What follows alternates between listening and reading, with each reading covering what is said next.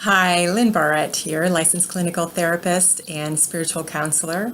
Just a few thoughts for you today that life is not resolved through a Facebook post. And what am I meaning when I say that?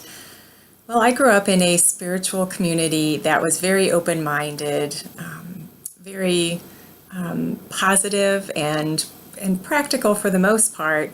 But even still, there were a few things that I grew up with that I needed to kind of unlearn and adjust as I got older and try to put those beliefs into practice as an adult in realizing that, well, maybe they don't fit every situation. So I want to give you a few examples of those. They're really platitudes. And what is a platitude? It's something that people say, usually has some kind of moral content to it that gets said so often that it kind of loses its meaning and its value. So I want to share a few of those that I grew up with, and you can probably think of plenty that you grew up with as well. The first one is to love everyone unconditionally. Now, that might not seem like a platitude, that might seem like a truth with a capital T. And it is at one level, from a soul level, from a spiritual connectedness level, absolutely. From our highest perspective on life, absolutely. We are here to love unconditionally. But how that shows up in the world of human beings and human interaction is not the same as just loving everyone unconditionally.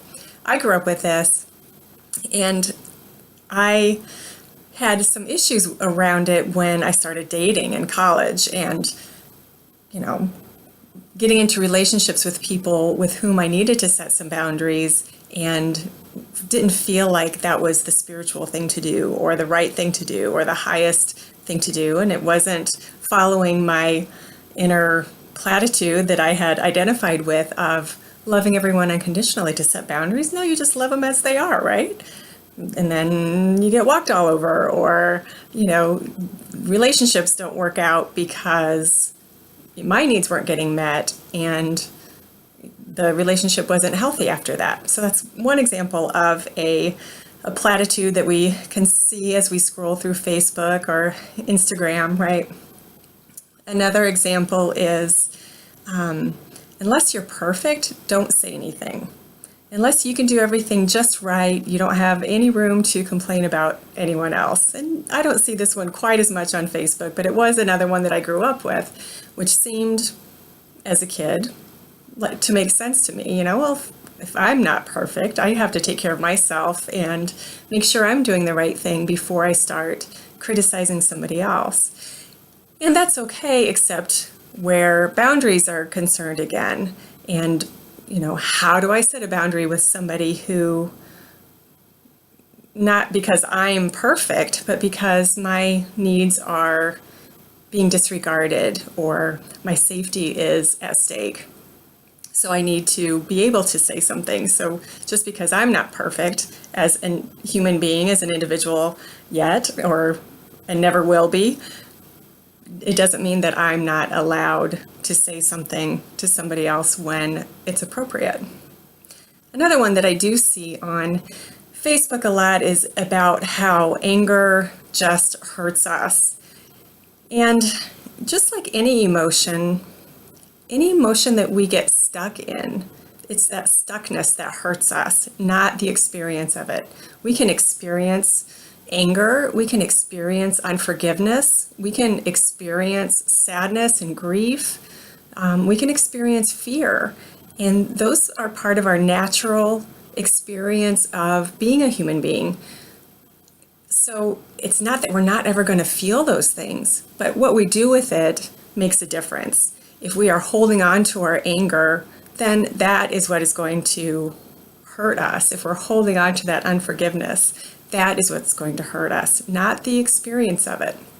I see a lot in my practice with people that we as human beings in general want to run away from the experience of our emotions. We would rather be scrolling through Facebook or social media. We would rather be binging on a Netflix movie. We would rather be doing anything else but feeling the feelings that are coming up. But those emotions that we have are there to support us. They're there to tell us.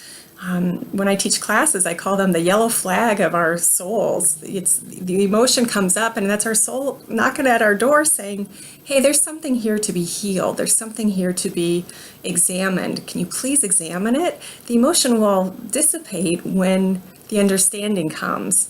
So if you can just kind of take a look at this a little bit, spend a little bit of time taking a look at it, it will give you such a payback in self-discovery that emotional experience in the moment will be worth it. So anyway, so those are a few of the platitudes that I grew up with, that I see a lot, and wanted to share them with you, and to realize that every platitude, every Facebook post has some value, but it doesn't mean that it's going to work for everything. So you have to check it out. It's always about going back and checking it out with your own intuition. How does that feel? Does that feel right? Does that feel right to love this person unconditionally so much that you are being hurt? That doesn't make sense. That's not logical. It's not how the universe operates at the human level, right? At a spiritual level, yes, but not at a human level. So to run those platitudes through your own intuition in order to receive the answer that's best for you. So that is my thought for the day. Talk to you soon.